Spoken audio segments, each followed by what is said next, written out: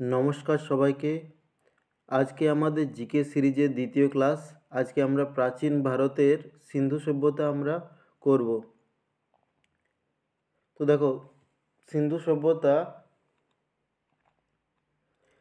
সভ্যতা কি হচ্ছে, আমাদের দেশের সবচেয়ে যে প্রাচীন সভ্যতা, আমাদের দেশের সবচেয়ে প্রাচীন সভ্যতা হচ্ছে মেহেরগড় সভ্যতা। তারপরেই আসে কি সিন্ধু সভ্যতা। সিন্ধু সভ্যতা এবার দেখিনি তার সমসাময়িক আমাদের যে সভ্যতাগুলো ছিল সেগুলো কি কি। সিন্ধু সভ্যতার সমসাময়িক সভ্যতা হচ্ছে মিশরীয় সভ্যতা।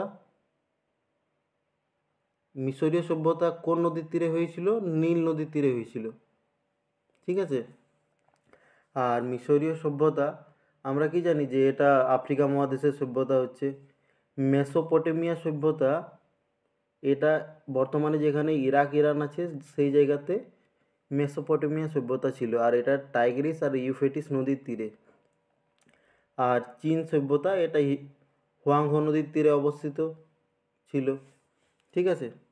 আর এগুলোর মধ্যে সবচেয়ে নবীনতম মানে সবচেয়ে নতুন ছিল চীনা সভ্যতা। এবার দেখো, সিন্ধু সভ্যতা এটা কি হচ্ছে, কোন যুগের সভ্যতা? তো সিন্ধু সভ্যতা মূলত হচ্ছে তাম্রপ্রস্তর যুগের সভ্যতা, ঠিক আছে। এবারে এইখানে তিন ধরনের অপশন মনে রাখবে, কেমন কেমন। যদি অপশন থাকে ব্রোঞ্জ যুগের সভ্যতা, তাহলে আমরা সেখানে ব্রোঞ্জ যুগের সভ্যতা অপশানে ক্লিক করব, ঠিক আছে। আর যদি ব্রোঞ্জ যুগে না থাকে তাহলে আমরা তাম্রপ্রস্তর যুগ বা চালকোলিথিক এজ করব। আর যদি এই দুটাই না থাকে তাহলে আমরা নব্যপ্রস্তর যুগ এখানে করব। কারণ কি, সাইমেন্টেনিয়াসলি তিনটা যুগের সমন্বয়ে এই সভ্যতাটা গড়ে উঠেছিল। আর এটা সময়কাল কত ছিল? এটা সময়কাল বিভিন্ন জায়গায় বিভিন্ন বইয়ে বিভিন্ন ধরনের দেওয়া আছে, কিন্তু আমরা যেহেতু এনসিইআরটি ফলো করব, এনসিইআরটিতে দেওয়া আছে 2350 বিসি থেকে 1750 বিসি পর্যন্ত। আর এই সভ্যতা কি হয়েছিল, খনন কার্য কার সময়ে শুরু হয়েছিল? এই সভ্যতার খনন কার্য হয়েছিল জন মার্শালের সময় শুরু হয়েছিল, ঠিক আছে। জন মার্শাল সেই সময় আর্কিওলজিক্যাল সার্ভে অফ ইন্ডিয়ার হেড ছিলেন এবং তার টিমের অধীনে খনন কার্য হয়েছিল ইন্দাস ভ্যালি সিভিলাইজেশনের। আর এটার প্রথম ধারণা দিয়েছিল সি মেসন, আর এটা নিয়ে প্রথম অধ্যয়ন করেছিল অ্যামাস ভট। সবচেয়ে প্রথম আবিষ্কৃত স্থানটি হলো হরপ্পা, আর এটা আবিষ্কার করেছিল দয়ারাম সাহানি 1921 খ্রিস্টাব্দে এটা আবিষ্কার করেছিল, ঠিক আছে। আর যেহেতু হরপ্পা সাইটটা সবচেয়ে প্রথমে আবিষ্কার হয়েছিল, মোটামুটি 1400 সাইট আবিষ্কার হয়েছে, তার মধ্যে সবচেয়ে প্রথম আবিষ্কার হয়েছিল হরপ্পা। সেই জন্য এই সভ্যতাটাকে কি বলা হয়? এই সভ্যতাটাকে হরপ্পা সভ্যতাও বলা হয়, ঠিক আছে। আর কি এখানে আমাদের পোতাশ্রয় বা বন্দর যেটা আমরা বলি, বন্দরের খোঁজ পাওয়া গেছে। তো সবচেয়ে প্রাচীন আমাদের বন্দর লোথালের খোঁজ এখানে পাওয়া গেছে। আর লোথালটা কোথায় পাওয়া গেছে? গুজরাটে। তাছাড়া অন্যান্য কি কি বন্দর পাওয়া গেছে? সুতকাজেন্দার, বালাকোট, কোন্টাসি ইত্যাদি। এবারে দেখো এটার বিস্তার কতটা ছিল। আমাদের উপরে উত্তর দিকে জম্মু কাশ্মীরের মান্দা থেকে দক্ষিণে দাইমাবাদটা কোথায় অবস্থিত? মহারাষ্ট্রে। আর পূর্বে আলমগীরপুরটা আছে উত্তরপ্রদেশে। আর পশ্চিমে সুতকাজেন্দার আছে বালুচেস্তানে। এবার দেখো সামনে আমাদের মান্দা জায়গাটা কোন নদীর তীরে আছে? চেনাব বা আক্ষিনী নদীর তীরে অবস্থিত। প্রাচীনকালে চেনাব নদীর নাম ছিল আক্ষিনী। আলমগীরপুর সিন্ডন বা হিন্ডন নদীর তীরে অবস্থিত। আর সুতকাজেন্দার দাস্ক নদীর তীরে অবস্থিত, এটা মনে রাখার চেষ্টা করবে। আর যে দাইমাবাদ আছে, দাইমাবাদ পারাবার নদীর তীরে অবস্থিত। এবার দেখো আমাদের নেক্সট হচ্ছে টাউন প্ল্যানিং কেমন ধরনের ছিল?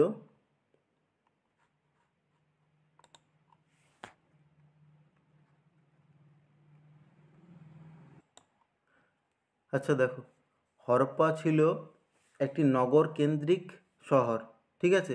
মানে অনেক অ্যাডভান্স লেভেলের এখানে স্ট্রাকচার তৈরি করা ছিল।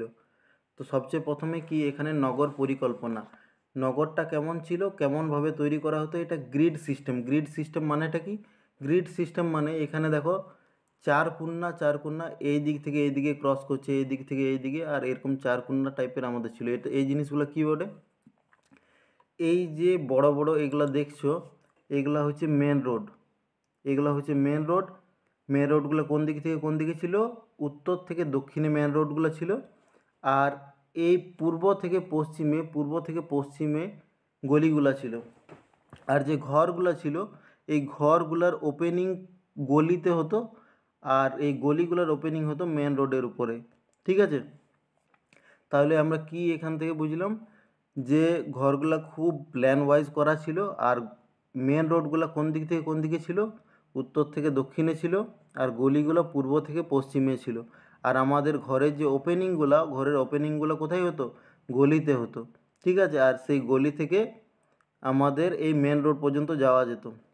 আর একটা জিনিস মনে রাখার, যে এখানে ড্রেনেজ সিস্টেম ছিল। আর ড্রেনেজ সিস্টেমগুলো কী করতো? যে রোডের সাইডে সাইডে থাকতো আর ঢাকা থাকতো। বর্তমানে যেমন হয় আমাদের ড্রেন, সেই ধরনের সেই সময়েও ছিল। ঠিক আছে, এবারে দেখো আর কি ছিল, যে টাউনগুলা ছিল, সেই টাউনগুলা দুর্গ দ্বারা নির্মিত ছিল। অর্থাৎ দুর্গের উপর একটা উঁচু জায়গা ছিল, উঁচু জায়গা। সেই উঁচু জায়গাতে কি, এখানে যারা অভিজাত শ্রেণীর লোকেরা সেখানে বসবাস করতো।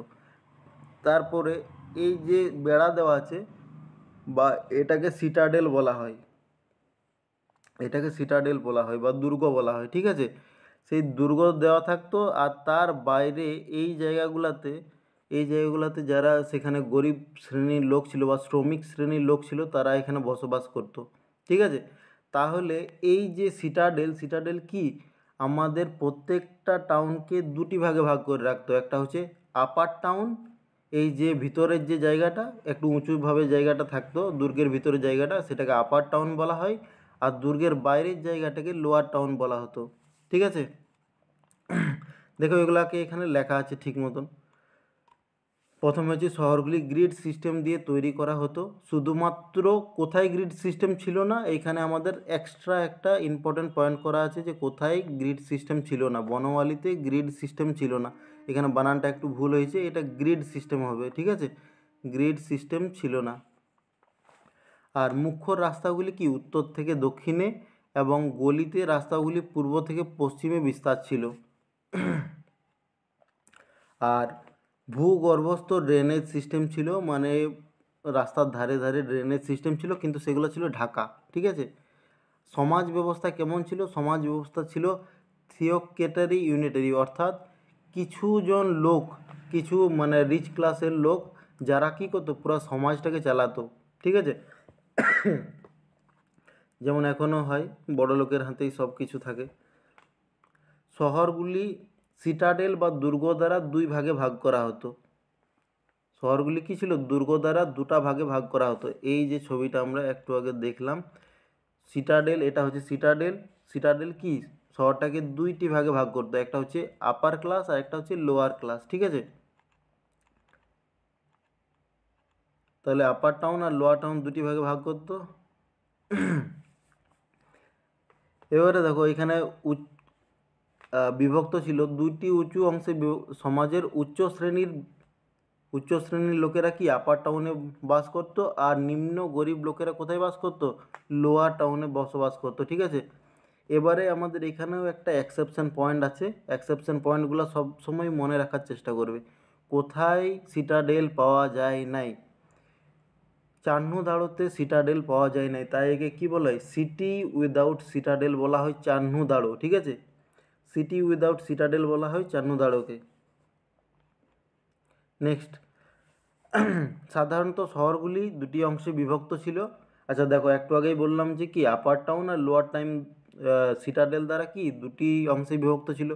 এবারে কোন জায়গাতে আমাদের তিনটি অংশে বিভক্ত ছিল? সেইটা হচ্ছে ধোলাভিরা।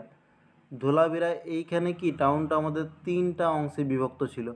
আর একটা জিনিস মনে রাখবে, যে আর একটা জায়গা আছে লোথাল। লোথালেও আমাদের দুইটি অংশে বিভক্ত ছিল না, আপার টাউন আর লোয়ার টাউন ছিল না। কী ছিল ওখানে? আবার 6টি সেক্টরে বিভক্ত ছিল। এখানে যেমন আমাদের 3টি ভাগে বিভক্ত ছিল, যে আপার টাউন, মিডিল টাউন আর লোয়ার টাউন, কিন্তু ওখানে আবার আরও ভাগ করা আছে, 6টি সেক্টরে ভাগ করা ছিল। যেমন বিভিন্ন শহরের সেক্টর হয়, সেক্টর 10, সেক্টর 12, যেগুলো অ্যাডভান্স টাউন থাকে সেগুলোতে। নেক্সট, পশুপালন। দেখো সেই সময় লোকেরা কিসের ব্যবহার জানতো? সেই সময়ের লোকেরা মহিষ, কুকুর, ছাগল, বলদ, ভেড়ার ব্যবহার জানতো, ঠিক আছে। আর গরু বা ষাঁড়কে ওরা কি পবিত্র মনে করতো, এখনও আমরা পবিত্রই মনে করি, ঠিক আছে। বিড়ালের পালন করতো না।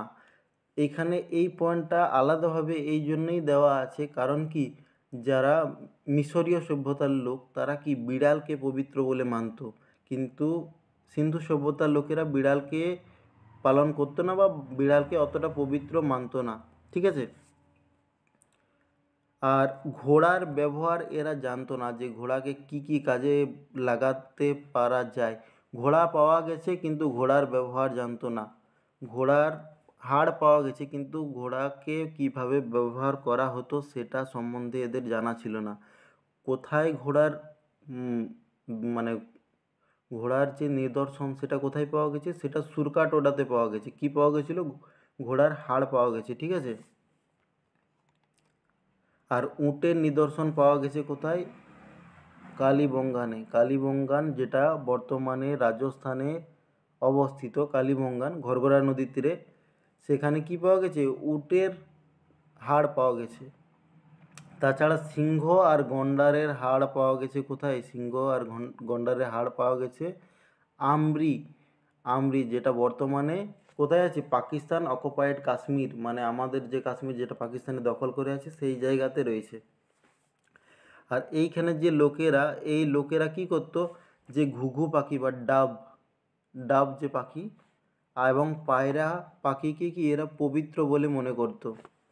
গাছের মধ্যে পিপল গাছকে এরা পবিত্র বলে মনে করতো। এখনও আমাদের কাছে কি, হিন্দুদের কাছে পিপল গাছটা একটি শ্রদ্ধার বিষয় আর কি। ধার্মিক বিচার। দেখো ধার্মিক বিচার, এবারে একটা জিনিস মাথায় রাখবে, যে তোমাদের মনে হবে যে এত আমরা ডিটেলসে কেন পড়ছি, কারণ আজকালে কোশ্চেনের লেভেল অনেকটা বেড়ে গেছে, ঠিক আছে। তো আমরাকে অনেকটা ভালোভাবে পড়তে হবে। তোমার ডাব্লিউবিপি থেকে ডাব্লিউবিসিএস পর্যন্ত সব কিছুই এই পড়ার মধ্যে আমাদের থাকবে। এই পড়াটা তুমি ঠিকমতো করলে সবগুলাই মোটামুটি তোমার কমপ্লিট হয়ে যাবে, ঠিক আছে। এবার দেখো ধার্মিক বিচার, এরা কোন দেবতার উপাসনা করতো, কোন দেবীর উপাসনা করতো? তো এরা পশুপতি শিবের উপাসনা করতো, ঠিক আছে। এরা পশুপতি শিবের উপাসনা করতো। আর এটা আমরা কোথা থেকে জানতে পেরেছি? একটা সিল পাওয়া গেছে, যেখানে কি একটা যোগী আছে, যে পদ্মাসনে বসে রয়েছে আর ধ্যান করছে, আর তার চারপাশে মানে সব পশু পাখিরা একদম ঘিরে বসে আছে। আর সেরকম আমরা একটাই দেবতাকে জানি, যার মানে পশু পাখির সাথে আমরা রিলেট করতে পারি, সেটা হচ্ছে শিবকে। তাই এই শিলের নাম করা হয়েছিল কি, পশুপতিনাথ শিব, শিবের শিল বলা হয়, ঠিক আছে। আর স্ত্রী দেবী হিসাবে ওখানে মাতৃদেবীর উপাসনা করা হতো। মাতৃদেবী আবার কি, এইখানে একটা শিল পাওয়া গেছে যেখানে একটা মায়ের গর্ভ থেকে একটা গাছের উৎপত্তি দেখানো হয়েছে, যেটাকে আমরা মাতৃদেবী বা প্রকৃতি আছে তো, প্রকৃতির সিম্বল হিসাবে আমরা এটাকে ধরি, ঠিক আছে। আর এই সিলটি কোথায় পাওয়া গেছে? এটা হরপ্পাতে পাওয়া গেছে। দেখো ব্যবসা বাণিজ্য। ব্যবসা বাণিজ্য, যে এখানে কি কি কোথার থেকে আমদানি করতো আর রপ্তানি করতো। দেখো সবচেয়ে প্রথমে লেখা আছে লিপিস লাজুলি, একটা ইম্পর্টেন্ট পয়েন্ট বটে। লিপিস লাজুলি জিনিসটা কি, এটা হচ্ছে এক ধরনের মূল্যবান পাথর, যেটা আফগানিস্তানের বাদকাসান থেকে আনা হতো। স্টেটাইট, এটাও এক ধরনের পাথর, যেটা মধ্য এশিয়া থেকে আনা হতো, মধ্য এশিয়ার ইরান থেকে। জেড পাথর, এটা একটা রঙিন ধরনের পাথর, বর্তমানে যেমন মার্বেল হয় না, মার্বেল পাথরগুলো সেই ধরনের রঙিন ধরনের পাথর হয়, জেড পাথর, বিভিন্ন কালারের হয়, সবুজ কালারের বা লাল কালারেরও হয়ে থাকে। এটা মধ্য এশিয়া থেকে আনা হতো। টিন বিহার, আফগানিস্তান, ইরান থেকে আনা হতো। সোনা কর্ণাটক, ওই যে কোলার গোল্ড ফিল্ড আছে, যেটা আমরা ওই কেজিএফ ফিল্মটাই দেখেছি না। তামা রাজস্থানের খাত্রি মাইন্স একটা জায়গা আছে, যেখানে ওখান থেকে কি ওখানে তামার উৎপাদন করা হয়, উৎপাদন অর্থাৎ ওটা খনন কার্য করা হয়। আর বাইরের দেশে এরা কি রপ্তানি করতো, মানে বাইরের দেশে এরা কি বিকতো, এরা বাইরের দেশে বিকতো নীল, যেটা আমরা ব্লু কালারটা দেখি, ওটা চাষ করা হতো। তুলা আর হাতির দাঁত, হাতির দাঁতকে কি বলা হয়, আইভরি বলা হয়। আর হাতির দাঁতের বিভিন্ন অলংকার, হাতির দাঁতের বিভিন্ন অলংকারের এখানেও অনেক বেশি চাহিদা আর অনেক বেশি দাম আছে, ঠিক আছে। এবারে দেখো, এরা কোনো কিছু যে জিনিস দেওয়া নেওয়া করতো, তো ওগুলা ওজনের কিছু মাধ্যম ছিল কি না। তো লোথালে একটা স্টেটাইট পাথরের মাপদাড়ি পাওয়া গেছে, মাপদাড়ি, স্টেটাইট পাথরের মাপদাড়ি পাওয়া গেছে। আর সেই মাপদাড়িটা কি হচ্ছে, যে ওজনগুলো আছে বাটখারাগুলার ওজন কি 16 এর গুণিতক। মানে ধরে নাও যে 16 কেজি একটা পাথর চাপালো, সেই পাথরটা হচ্ছে 16 কেজির, দুটা পাথর চাপালো, তাহলে 16 দুগুণে 32 কেজি। বা 16 কেজির একটা পাথর আছে, তারপর 32 কেজির পাথর থাকবে, 64 কেজির পাথর থাকবে, মানে 16 এর গুণিতক থাকবে আর কি, ঠিক আছে। সিন্ধু সভ্যতার বিভিন্ন প্রত্নক্ষেত্র। সবচেয়ে প্রথমে আমরা হরপ্পা নিয়ে পড়ব। হরপ্পাটি কে আবিষ্কার করেছিল? 1921 খ্রিস্টাব্দে দয়ারাম সাহানি হরপ্পা সভ্যতা আবিষ্কার করে। আর হরপ্পা সভ্যতা আছে কোথায়? পাকিস্তানের মন্টেগোমারি ডিস্ট্রিক্টে আমাদের হরপ্পা সভ্যতা আছে। বর্তমানে এখন এটা পাকিস্তানে রয়েছে, আগে তো ভারতের মধ্যেই ছিল। আর এটা কোন নদীর তীরে অবস্থিত? এটা রাভি বা আমরা এটাকে কি বাংলায় ইরাবতীও বলি, ইরাবতী নদীর তীরে এটা অবস্থিত, ঠিক আছে। হরপ্পা কথার অর্থ কি হচ্ছে? হরপ্পা কথার অর্থ হলো পশুপতিনাথের খাদ্য বা পশুপতির খাদ্য, ঠিক আছে। এবার দেখা যাক প্রত্নতাত্ত্বিক ক্ষেত্র থেকে কি কি জিনিস পাওয়া গেছে। দেখো, প্রত্নতাত্ত্বিক ক্ষেত্র থেকে দুইটি সারিতে, এটা সারি হবে না, সারিতে, ঠিক আছে, সারিতে, দুইটি সারিতে 6টি শস্যাগার পাওয়া গেছে। মানে অনেকটা ওই ধান রাখার এই ধরনের 6টি করে আমাদের পাওয়া গেছে, শস্যাগার পাওয়া গেছে, ঠিক আছে। আর কি, মাতৃদেবীর অলঙ্কৃত চিত্রশীল পাওয়া গেছে, সেটা আমরা একটু আগে দেখলাম। লিঙ্গম বা যোনির মূর্তি পাওয়া গেছে, যেমন শিবলিঙ্গ বা যোনির মূর্তি পাওয়া গেছে, ঠিক আছে। আর কি, লাল চুনা পাথরের পুরোহিতের মূর্তি। আচ্ছা, এখানে লাল চুনা পাথরটা একটু বাদ দাও, এটা একটু হবে না, ঠিক আছে। পুরোহিতের মূর্তি পাওয়া গেছে, দাড়িওয়ালা একটা পুরোহিত আছে, তার মূর্তি পাওয়া গেছে। আর কি, এখানে একটা কবর দেওয়া হতো, কবরটাকে কি বলা হয়? R37, এইচ সিমেট্রি বলা হয় এটাকে, হ্যাঁ, এইচ সিমেট্রি বলা হয়, এটাও ওখানে পাওয়া গেছে। আর কি, এইখানে হবে আমাদের লাল রঙের পাথরটা, মস্তকহীন নগ্ন পুরুষ পাওয়া গেছে। আর কি, লাল বেলে পাথরের তৈরি ওটা, ঠিক আছে। স্বস্তিক চিহ্ন পাওয়া গেছে, স্বস্তিক চিহ্ন পাওয়া গেছে। স্বস্তিক চিহ্ন পাওয়ার মানেটা কি? স্বস্তিক চিহ্ন পাওয়ার মানে হচ্ছে যে তারা সূর্যের উপাসনা করত বা প্রকৃতির উপাসনা করত, ঠিক আছে। নেক্সট সাইট মহেঞ্জোদাড়ো রাখালদাস বন্দ্যোপাধ্যায় 1922 খ্রিস্টাব্দে আবিষ্কার করে। আর এটা বর্তমানে পাকিস্তানের লারকানা জেলায় অবস্থিত, সিন্ধু প্রদেশে অবস্থিত। আর কোন নদীর তীরে অবস্থিত? সিন্ধু নদীর তীরে অবস্থিত। এই, আচ্ছা, একটু আগে যেটা পড়লাম ওই হরপ্পা সভ্যতা পশ্চিম পাঞ্জাবে অবস্থিত, মানে ওটা পাকিস্তানের এখন যে পাঞ্জাব আছে তার পশ্চিম দিকে অবস্থিত, ঠিক আছে। তো মহেঞ্জোদাড়োটা কী হচ্ছে, এটা লারকানা জেলায় অবস্থিত রয়েছে। আর যেটা হচ্ছে কি সিন্ধু প্রদেশে অবস্থিত, আর এটা সিন্ধু নদীর তীরে অবস্থিত। কে আবিষ্কার করেছে? রাখালদাস বন্দ্যোপাধ্যায় 1922 খ্রিস্টাব্দে। মানে 1921 খ্রিস্টাব্দে হরপ্পা আবিষ্কার হলো, তার 1 বছর পরেই এটা আবিষ্কার হলো। এখানে দেখো, এখানে কি হয়েছিল, মহেঞ্জোদাড়োতে এক জায়গাতে অনেক বেশি লোকের মৃতদেহ পাওয়া গেছে, ঠিক আছে। আর এমনকি কিছু কিছু মানুষের মাথায় কুঠারের আঘাত পাওয়া গেছে, ঠিক আছে। মানে এক জায়গায় ওদের মধ্যে কিছু ঝগড়া ঝামেলা কিছু হয়েছিল, সেইরকম কিছু এভিডেন্স পাওয়া গেছে। আর এক জায়গায় যেহেতু অনেক বেশি মৃতদেহ পাওয়া গেছে, তাই মহেঞ্জোদাড়ো কথার অর্থ কী হচ্ছে, মহেঞ্জোদাড়ো নামকরণটাই করা হয়েছে এটার উপরে, যে মহেঞ্জোদাড়ো কথার অর্থ হচ্ছে মৃতের স্তূপ বা মাউন্ট অফ ডেড। সাথে সাথে ইংলিশ টার্মগুলোকে একটু মনে রাখার চেষ্টা করবে, তাহলে সুবিধা কী হবে, যখন ইংলিশ এক্সাম দেবে তখন এই থেকে বোঝা যায়। আর দেখো এখানে কি কি প্রত্নতাত্ত্বিক জিনিস পাওয়া গেছে। এখানে একটা বৃহৎ স্নানাগার পাওয়া গেছে। আর একটা জিনিস মনে রাখবে যে বৃহৎ যে স্নানাগারটি পাওয়া গেছে তার গভীরতা কত হচ্ছে, 8 ফিট। 8 ফিট যে স্নানাগারটি পাওয়া গেছে তার গভীরতা হচ্ছে 8 ফিট। আর একটা অ্যাসেম্বলি হল মানে যেখানে যেমন মিটিং হয়, ঠিক আছে, সেই ধরনের একটা হল পাওয়া গেছে। ব্রোঞ্জের নির্মিত নৃত্যরত মহিলার মূর্তি পাওয়া গেছে, মানে একটা ডান্সিং গার্ল, ঠিক আছে, ডান্সিং গার্লের মূর্তি পাওয়া গেছে। আর ওটা কী দিয়ে তৈরি, ব্রোঞ্জ দিয়ে তৈরি, প্রত্যেকটা ওয়ার্ড ইম্পর্ট্যান্ট, ঠিক আছে।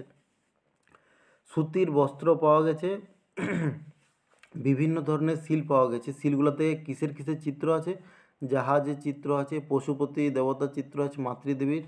আর নারীকে বলি দেওয়া হতো, স্যাক্রিফাইস করা হতো, নারী বলির সেখানেও সিল পাওয়া গেছে, ঠিক আছে। এটা একটু আগে আলোচনা করলাম কি, এখানে অনেক বেশি মৃতদেহ এক জায়গাতে পাওয়া গেছে, ওই জন্য আমাদের মহেঞ্জোদাড়োকে কী বলা হয়, মাউন্ট অফ ডেড বা মৃতের স্তূপ। লোথাল, দেখো লোথাল একটু আরও ইম্পর্টেন্ট আমাদের জন্য। 1954 খ্রিস্টাব্দে ডক্টর এস আর রাও নিয়ে একটা জিনিস মনে রাখবে, যে ডক্টর এস আর রাওকে আমাদের ভারতের father of Indian marine archaeology বলা হয়। মেরিন আর্কিওলজি মানে কি, সমুদ্রের তলে, মানে তার একটা বই আছে the lost city of Dwarika, মানে এখন বর্তমানে কিছুদিন আগে প্রধানমন্ত্রী দ্বারিকা সিটি দর্শন করে এলো। তো আমাদের সমুদ্রের নিচের যে আর্কিওলজির কাজ বা প্রত্নতাত্ত্বিকের যা কাজ, সেটা শুরু করেছিল ডক্টর এস আর রাও। ভারতে ইনিই মেরিন আর্কিওলজিকে এনেছিলেন, ঠিক আছে। ওই জন্য একে ফাদার অফ মেরিন আর্কিওলজিও বলা হয়। তো তিনি একটি প্রত্নতাত্ত্বিক স্থানের খোঁজ করেছিলেন 1954-তে, যেটাকে আমরা লোথাল বলি। আর এটা কোন কোন নদীতে অবস্থিত, এটা ভোগাবা আর সবরমতী, এই দুটা নদীর মধ্যবর্তী স্থানে এটা অবস্থিত, ঠিক আছে। আর বর্তমানে সেটি ভারতের গুজরাট রাজ্যে রয়েছে। একটা জিনিস মনে রাখবে কি, যে হরপ্পা সভ্যতার টোটাল 1400 সাইট পাওয়া গেছে। 1400 সাইট পাওয়া গেছে, তার মধ্যে 900টা ভারতে রয়েছে, আর কি বাকিগুলো পাকিস্তানে রয়েছে। আর 900টার মধ্যে মানে সবচেয়ে বেশি পাওয়া গেছে কোন রাজ্যে, সবচেয়ে বেশি পাওয়া গেছে আমাদের গুজরাট রাজ্যে পাওয়া গেছে। সবচেয়ে বেশি মানে প্রত্নতাত্ত্বিক স্থান পাওয়া গেছে গুজরাট রাজ্যে।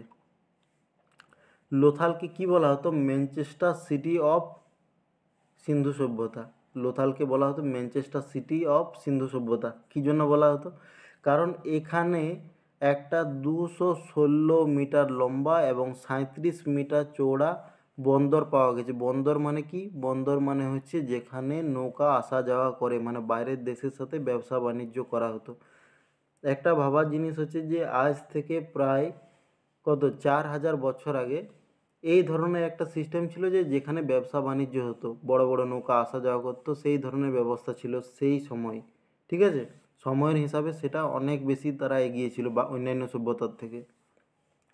দেখো অ্যাডভান্স লেভেলের টাউন প্ল্যানিং ছিল, ড্রেনেজ সিস্টেম ছিল, আর এখানে বন্দর পাওয়া গেছে, ঠিক আছে।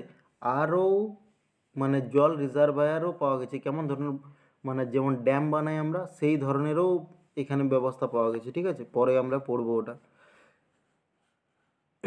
এবারে দেখো এখানে কিছু কিছু এক্সেপশন পয়েন্ট লেখা আছে, যে সিন্ধু সভ্যতার একমাত্র সাইট যেখানে ঘরের মুখগুলি সরাসরি মুখ্য রাস্তায় খুলতো।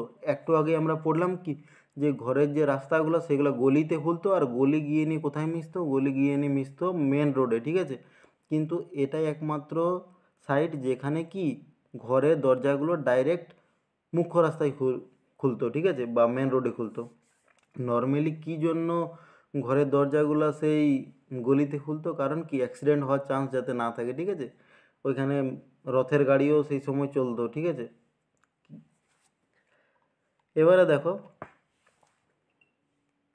এই হরপ্পা সাইটে আমাদের ধান চাষের নিদর্শন পাওয়া যায়। ভেরি ভেরি ইম্পর্ট্যান্ট পয়েন্ট বটে এটা। আমাদের ধান চাষের নিদর্শন দুটি জায়গাতে পাওয়া গেছে। হরপ্পা দুটি জায়গাতে পাওয়া গেছে, একটা হচ্ছে কি আমাদের লোথাল আর একটা হচ্ছে রংপুর। এই দুই জায়গাতে ধানের নিদর্শন পাওয়া গেছে। কি পাওয়া গেছে? ধানের কুশ পাওয়া গেছে, ঠিক আছে। আর কি এখানে ছিল? পুঁতি তৈরির মালার ফ্যাক্টরি ছিল, ঠিক আছে।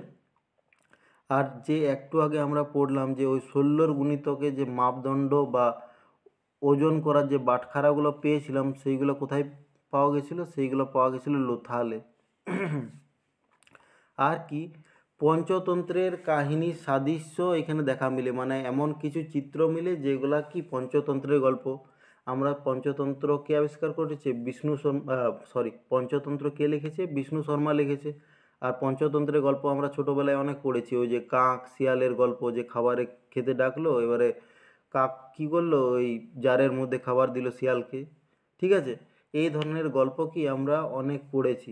আর এইগুলা হচ্ছে কি ওই পঞ্চতন্ত্রের গল্প। সেই ধরনের গল্পের সাদৃশ্য কোথায় মিলে?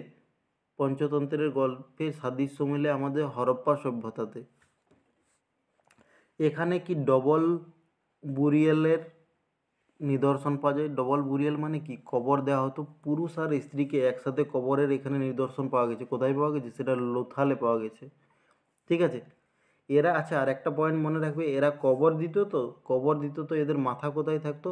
এদের মাথা থাকতো উত্তর দিকে, মাথা রাখতো, ঠিক আছে। দেখবে আমাদের এখনও একটা জিনিস বলা হয় যে উত্তর দিকে মাথা রাখবে না, অনেক লোকে অনেক কারণ বলে, ঠিক আছে। মেনলি আমাদের ম্যাগনেটিক ফিল্ড, আমরা যেহেতু মানে উত্তর গোলার্ধে অবস্থিত, ওই জন্য আমাদের উত্তর গোলার্ধে মাথা রাখা উচিত নয়। কিন্তু এটাকে বিভিন্ন জায়গায় বিভিন্ন ধরনের বর্ণনা করা আছে। এখানে যেমন যে কবর দেওয়া হতো ওরাকে উত্তর দিকে মাথা রাখতো, তাহলে নর্মালি ওখানে সাধারণ লোকেরা উত্তর দিকে মাথা করে শুতো না, বা সেই ধরনের কিছু ব্যবস্থা। আচ্ছা, অন্যান্য জিনিস দেখো, অন্যান্য হরপ্পান সাইটগুলি দুটি শহরে বিভক্ত ছিল, আর এটা কি, এটা 6টি সেক্টরে বিভক্ত ছিল, এটাও বলেছি, আমরা আলোচনা করেছি। নেক্সট হচ্ছে কালীবঙ্গান। ডক্টর বিবি লাল এবং বি কে থাপার 1960 খ্রিস্টাব্দে রাজস্থানের ঘরঘরা নদীর তীরে এই প্রত্নক্ষেত্রটি আবিষ্কার করেছে, ঠিক আছে। রাজস্থানের ঘরঘরা নদীর উপর অবস্থিত আছে কি? কালীবঙ্গান। কালীবঙ্গান কথার অর্থ হচ্ছে কালো চুড়ি বা কালো বালা। আর এইখানে আমাদের কি কি জিনিস পাওয়া গেছে?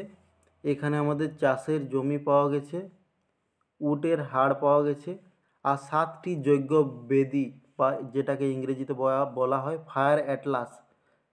মানে সেইখানের লোকেরা মন্দিরে পূজা করতো কি করতো না সেটা জানা নেই, মন্দিরের এখানে কোনো নিদর্শন পাওয়া যায়নি, কিন্তু কি পাওয়া গেছে? যজ্ঞবেদী, মানে এইখানে লোকেরা যজ্ঞ করতো, ঠিক আছে।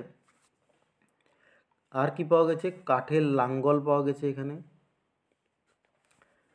বিভিন্ন কারুকার্য করা ইট পাওয়া গেছে, মানে ইটের উপরে ডিজাইন করা পাওয়া গেছে, ঠিক আছে। আর এখানে আর একটা জিনিস মনে রাখবে কি, যে অনেক জায়গাতে কাঁচা ইট বা রোদে মানে শুকানো ইট পাওয়া গেছে, কিন্তু এখানে পোড়া ইটও পাওয়া গেছে, ঠিক আছে। মানে ইট পুড়িয়ে যেমন এখন আমরা ঘর বানাই, সেই রকম ইটও এখানে পাওয়া গেছে। নর্মালি কি, যে আমাদের সিন্ধু সভ্যতায় একতলা বা দুতলা বিল্ডিংও পাওয়া গেছে। আর কি পাওয়া গেছে? হাইড্রোসেফালিস রোগে একটি শিশুর মাথার খুলি পাওয়া গেছে, ঠিক আছে। হাইড্রোসেফালিস রোগে ভোগা একটি শিশুর মাথার খুলি এখানে পাওয়া গেছে। এটা ব্রেন রিলেটেড একটা রোগ, ঠিক আছে। নেক্সট হচ্ছে আমাদের চান্নদাড়ো। 1931 খ্রিস্টাব্দে ননীগোপাল মজুমদার এবং ম্যাকে সিন্ধু নদীর তীরে পাকিস্তানের সিন্ধ প্রদেশে প্রত্নক্ষেত্রটি খোঁজ করে, আর সেটা হচ্ছে চান্নদাড়ো, ঠিক আছে। চান্নদাড়ো খোঁজ করে, সেই চান্নদাড়ো কোথায় রয়েছে? সিন্ধ প্রদেশে রয়েছে, সিন্ধু নদীর তীরে রয়েছে। আর এটা খোঁজ করেছিল 1931 খ্রিস্টাব্দে। কে করেছিল? ননীগোপাল মজুমদার। আর এটা হচ্ছে একমাত্র শহর যেখানে কি সিটাডেল পাওয়া যায় নাই। আমাদের অন্যান্য শহরগুলোতে সিটাডেল পাওয়া গেছে। সিটাডেল কথার অর্থ কি? দুর্গ। এখানে দুর্গ পাওয়া যায় নাই, ওই জন্য একে কী বলা হয়? সিটি উইদাউট সিটাডেল বলা হয় একে। আর কি কি পাওয়া গেছে? পুতির মালার ফ্যাক্টরি পাওয়া গেছে, অলংকার ফ্যাক্টরি মানে গয়নাগাটির ফ্যাক্টরি পাওয়া গেছে, আর খেলনার ফ্যাক্টরি পাওয়া গেছে। কোথায়? খেলনার ফ্যাক্টরি সব কিছু আমাদের পাওয়া গেছে এই জায়গাতে, চান্নুদাড়োতে। আর চান্নুদাড়োকে কি বলা হয়? ল্যান্সিরা, ল্যান্সিরা অফ ইন্দাস ভ্যালি সাইট। ল্যান্সিরা জায়গা, এটা হচ্ছে এক ধরনের, একটা হচ্ছে জায়গার নাম, যে জায়গাটা কি ইউরোপে ফেমাস আছে। কি জন্য? এর বস্ত্র তৈরির জন্য এটা ফেমাস আছে, মানে কাপড় তৈরির জন্য এটা ফেমাস আছে এই জায়গাটা। তো ল্যান্সেরা অফ ইন্দাস ভ্যালি সাইট বলা হয় কাকে? চান্নুদাড়োকে বলা হয়। আর এখানে এমন কি ইটের উপর কুকুরের পায়ের ছাপ পাওয়া গেছে, মানে কাঁচা কোনো ইট ছিল তার উপরে কুকুরের পা দিয়ে দিয়েছে, তো কুকুরের পায়ের ছাপ পাওয়া গেছে। ঠিক আছে। নেক্সট ধোলাভিরা। 1967 খ্রিস্টাব্দে জে.পি. যোশী ভারতের গুজরাটে, দেখো এই স্থানটা গুজরাটে অবস্থিত, হ্যাঁ, গুজরাটে ধোলাভিরা প্রত্নক্ষেত্রটি আবিষ্কার করেন।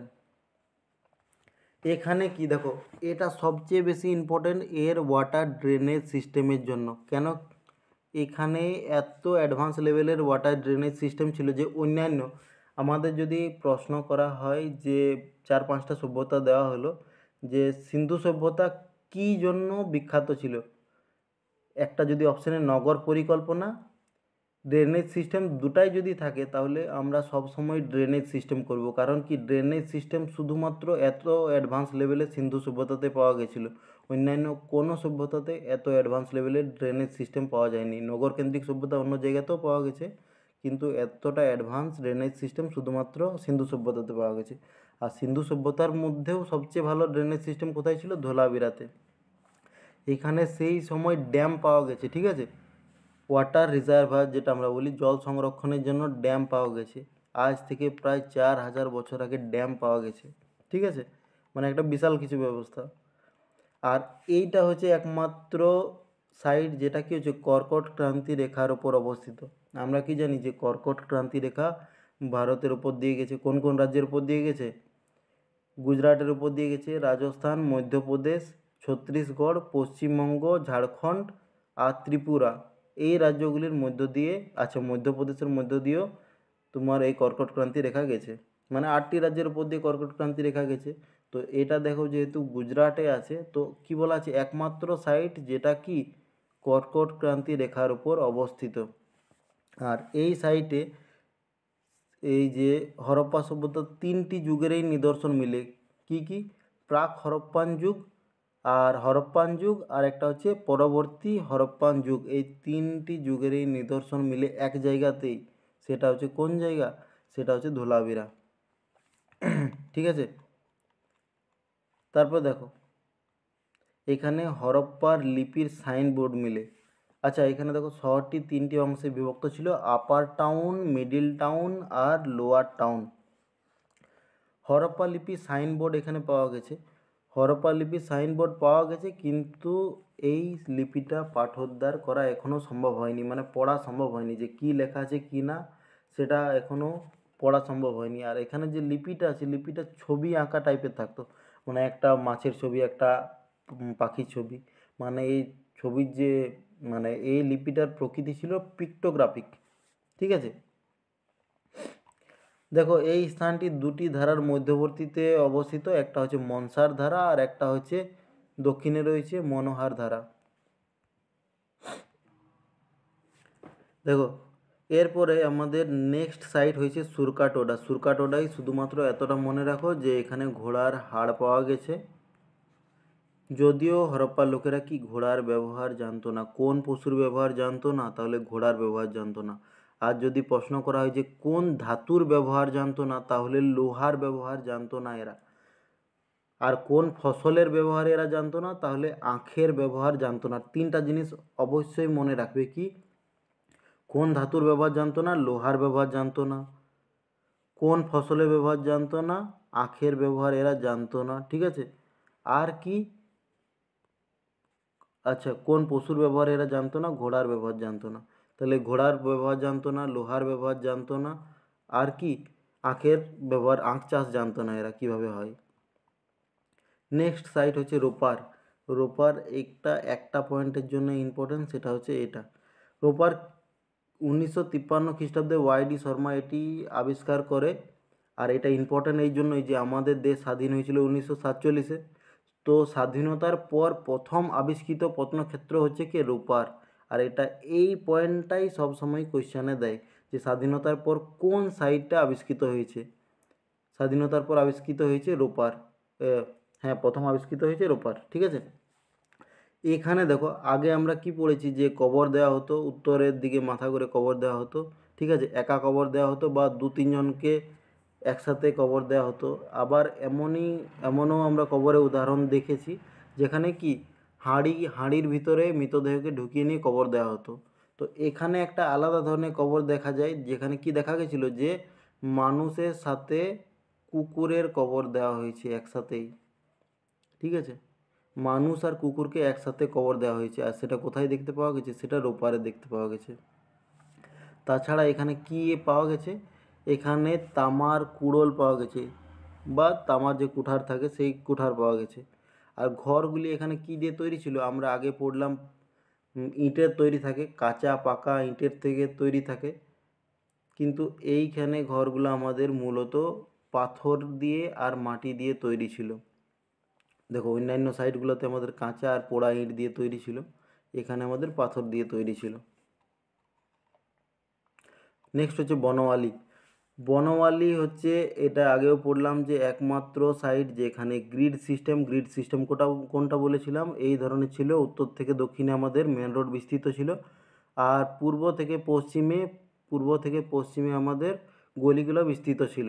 আর সেই গ্রিড সিস্টেম পাওয়া যায়নি কোথায়? গ্রিড সিস্টেম পাওয়া যায়নি বনওয়ালিতে। এখানে আর কি পাওয়া গেছে? মাটির লাঙ্গল পাওয়া গেছে। মানে আমরা এই থেকে জানতে পারি কি যে ওখানে লোকেরা চাষবাস নিয়ে সচেতন ছিল। আর কি, এখানে তিল আর সরিষার সন্ধান মেলে। মানে ওখানে লোকরা তিল আর সরিষার কীভাবে চাষ করতো সেটা জানতো, ঠিক আছে। নেক্সট সাইট হচ্ছে রাখিগড়ি। রাখিগড়ি ইম্পর্ট্যান্ট কী জন্য? এটা হচ্ছে ভারতের মধ্যে অবস্থিত সবচেয়ে বড় সিন্ধু প্রত্নক্ষেত্র। আচ্ছা, এমনিতে যদি বলা হয় যে সিন্ধু সভ্যতার সবচেয়ে লার্জেস্ট সাইট বা সবচেয়ে বৃহত্তম প্রত্নক্ষেত্র কোনটা? সেটা হবে মহেঞ্জোদারো। কিন্তু ভারতে অবস্থিত সবচেয়ে বৃহৎ প্রত্নক্ষেত্র হচ্ছে কি? সেটা হচ্ছে রাখিগড়ি। অনেকে আবার দাবি করেন যে রাখিগড়ি কি মহেঞ্জোদারোর থেকেও বড়, কিন্তু যেহেতু আমাদের সিলেবাসে আমাদের এই হিসাবেই মনে রাখতে হবে যে সবচেয়ে বৃহত্তম সাইট হচ্ছে সিন্ধু সভ্যতার মহেঞ্জোদারো, আর ভারতে অবস্থিত সবচেয়ে বড় সাইট হচ্ছে কি? রাখিগড়ি। আর এটা কোন রাজ্যে অবস্থিত? এটি হচ্ছে হরিয়ানা রাজ্যে অবস্থিত। লাস্ট একটা শহরের নিয়ে আমরা জানি যে আমরি এটা কোথায় অবস্থিত হচ্ছে? এটা POKতে অবস্থিত। POK বা পাকিস্তান অকুপাইড কাশ্মীর, মানে কাশ্মীরে এটা আছে। আর এটা ইম্পর্ট্যান্ট কী জন্য? এখানে গন্ডারের নিদর্শন, মানে গন্ডারের হাড় পাওয়া গেছে। আর একটা হাড় পাওয়া গেছিলো যেটা হচ্ছে লায়ন বা সিংহের হাড় পাওয়া গেছে। হ্যাঁ, সিংহের হাড় পাওয়া গেছে এখানে। এবার দেখো, কিছুগুলো গুরুত্বপূর্ণ পয়েন্ট এক জায়গাতে করা আছে। আচ্ছা দেখো, এই যে তোমাদের পড়ার যে মানে এত সাজিয়ে পয়েন্টগুলো করা আছে, এগুলোতে অনেকটা এফোর্ট, অনেকটা সময় লাগে। তো চেষ্টা করো যে পরবর্তী আরও যে ক্লাসগুলো আছে এইগুলোর সাথে তোমরা যাতে জড়িত থাকো। তো সেই জন্য চ্যানেলটিকে অবশ্যই সাবস্ক্রাইব করে নাও, আর যে বেল আইকনটা আছে সেটাকে অল নোটিফিকেশন করে দাও, ঠিক আছে। আর ভিডিওটাকে অবশ্যই লাইক করবে, তাহলে আমি মোটিভেশন পাবো অন্যান্য আরও ভালো ভালো কন্টেন্ট আনার জন্য। এবার দেখো, এখানে কি লেখা আছে যে মোট প্রত্নক্ষেত্র কতগুলি পাওয়া গেছে? 1400টি, অ্যাকর্ডিং টু NCERT। আলাদা আলাদা বইয়ে কোনো জায়গাতে 1600, 2000 অনেক কিছু দেওয়া থাকবে, কিন্তু আমরা শুধুমাত্র কোনটাকে ফলো করব? NCERT, ঠিক আছে। ভারতে তার মধ্যে রয়েছে কতগুলা? তার মধ্যে রয়েছে 900টা। আর সবচেয়ে বেশি রয়েছে কোন রাজ্যে? সেটা হচ্ছে গুজরাট রাজ্যে। ইম্পর্ট্যান্ট কোয়েশ্চেন, প্রত্যেক লাইনে কোয়েশ্চেন আছে যে কোন রাজ্যে সবচেয়ে বেশি সিন্ধু প্রত্নক্ষেত্র পাওয়া গেছে? সেটা হচ্ছে গুজরাট রাজ্য, ঠিক আছে। এখানে দেখো নেক্সট কোয়েশ্চেন, এখানে মন্দিরের কোনো সন্ধান পাওয়া গেছে কি? মন্দিরের কোনো সন্ধান পাওয়া যায় নাই। তো কি পাওয়া গেছে? যজ্ঞবেদী বা ফায়ার অ্যাটলাস। আর ফায়ার অ্যাটলাসটা কোথায় পাওয়া গেছে? যজ্ঞবেদীটা পাওয়া গেছে আমাদের কালীবঙ্গানে। কালীবঙ্গান কোন নদীর তীরে অবস্থিত? ঘরঘরা নদীর তীরে অবস্থিত। তাছাড়া কি পুতির মালার ফ্যাক্টরি পাওয়া গেছে, চান্নুদাড়োতে পাওয়া গেছে আর লোথালে পাওয়া গেছে। ঠিক আছে, পুতির মালা মানে ওই বিড বিড ফ্যাক্টরি বলা হয় এটাকে। স্বস্তিক চিহ্ন পাওয়া গেছে, স্বস্তিক চিহ্ন এই ধরনের একটা স্বস্তিক চিহ্ন পাওয়া গেছে। স্বস্তিক চিহ্নর অ্যাকচুয়াল মিনিং কি? যে স্বস্তিক চিহ্ন আমরা কী জন্য ব্যবহার করি? এটা সূর্যের উপাসনাকে প্রদর্শন করে। তো এই থেকে একটা আন্দাজা লাগানো হয়েছে কি যে সেই সময়ের যে লোকেরা তারা কি সূর্যের উপাসনা বা প্রকৃতির উপাসনা করত।